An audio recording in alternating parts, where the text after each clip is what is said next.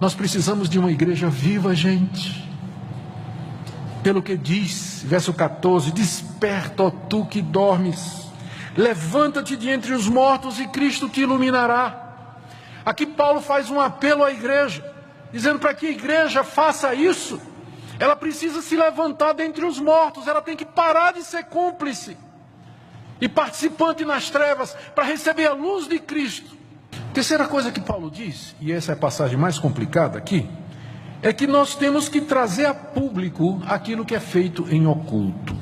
Verso 13: todas as coisas, quando reprovadas pela luz, se tornam manifestas, porque tudo que se manifesta é luz.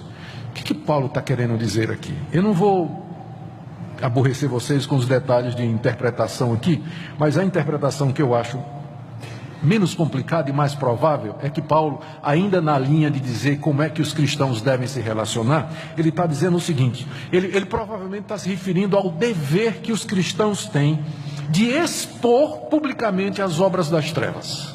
É expor aquilo que eles fazem em oculto e dizer: isso que está sendo feito, isso que está sendo divulgado, estas obras aqui, elas são erradas, elas têm essas consequências. Então, parece que Paulo está falando aqui do dever público da igreja de tomar uma posição nesses assuntos.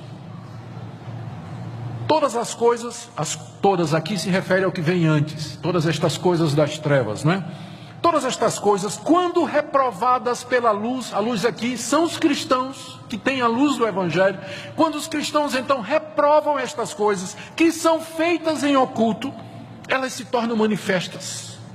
Porque tudo que se manifesta é luz, ou foi iluminado. Enquanto não foi iluminado, permaneceu no oculto e nas trevas. Mas na hora que os cristãos jogam a luz da verdade, o holofote da verdade nas obras das trevas, estas obras se manifestam. E sabe o que é que acontece às vezes? A própria sociedade diz: não, mas isso não.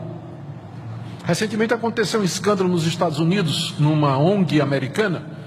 O título dela, o nome dela era Planned Parenthood, Planejamento Familiar. E era uma ONG que praticava o aborto, que dava aborto legal para as mulheres americanas que procurassem aborto. Nos Estados Unidos é extremamente fácil fazer isso. E os evangélicos nos Estados Unidos, eles têm movimentos, são muito organizados contra o aborto. Como também nós aqui entendemos que o aborto é uma quebra do mandamento que diz: não matarás. Mas aí então o que é que aconteceu? Um desses grupos, eu não estou dizendo que a gente vai fazer isso, estou dizendo como ilustração, mas um desses grupos pró-vida conseguiu filmar uma entrevista com uma das líderes do movimento, onde ela confessou como é que ela pegava as partes do feto, extraía a criança, eles faziam de um jeito para não matar, ou para não danificar a criança, e aí tirava o rim, ela dizendo, o coração, ou o pulmão, ou aquelas coisas que poderiam ser usadas para transplante, para fazer pesquisa, ou enfim, para qualquer outro. Ela friamente dizendo, eu acho que muitos de vocês viram isso aí nas mídias sociais. E aí não foi só a igreja que ficou escandalizada, o mundo ficou escandalizado.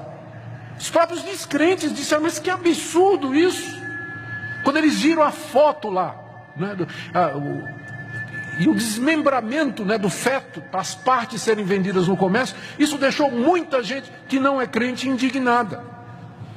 Um papel, eu não estou dizendo que a gente vai ficar filmando essas coisas, mas estou dizendo que um dos papéis da igreja é falar a respeito do juízo de Deus sobre estas coisas, porque esse pessoal faz em oculto e eles acham que estão escondidos da luz de Deus. A luz do Evangelho, através da igreja, brilha na sociedade, e essas obras feitas em oculto, elas se tornam manifestas. É dessa maneira que Deus leva ou abençoa a sociedade, para que ela não se destrua completamente. Então, em vez da gente ser cúmplice com estas coisas, com a imoralidade, desonestidade, impureza, nós devíamos reprovar estas coisas verbalmente, com a nossa atitude e, quando possível, expondo publicamente o erro, manifestando à luz aquilo que é feito nas trevas. E essa passagem termina com esse apelo ao avivamento espiritual. É como se Paulo dissesse, esse é o nosso dever, mas por que nós não cumprimos? Porque nós estamos dormindo entre os mortos. Nós estamos dormindo no meio deles. como se nada daquilo nos incomodasse. Estamos acostumados ao mal, ao erro, à sujeira, como alguém que está dormindo e não sente nada, não vê nada, dormindo entre mortos. Você está vivo, mas está dormindo. Há uma diferença, não é? Os mortos estão mortos, mas você está dormindo no meio deles. Se você passar num determinado lugar, lá no necrotério, tiver duas pessoas mortas e um terceiro dormindo ao lado, você dificilmente vai dizer quem é quem, não é? Pode até enterrar o dorminhoco sem querer. Não parece? Então, às vezes, a igreja está assim. Ela está dormindo entre os mortos. Parece tudo igual. Daí Paulo diz: levanta-te, dorminhoco, de entre os mortos, e Cristo te iluminará. Você receberá a luz de Cristo, poder do alto, plenitude do Espírito Santo, para que você possa viver como crente no meio de uma sociedade perdida, corrompida e nas trevas. Mas é preciso que para isso a igreja se levante. Muita gente quer avivamento. Muita gente ora por avivamento. Eu oro também. Eu anseio por um avivamento espiritual.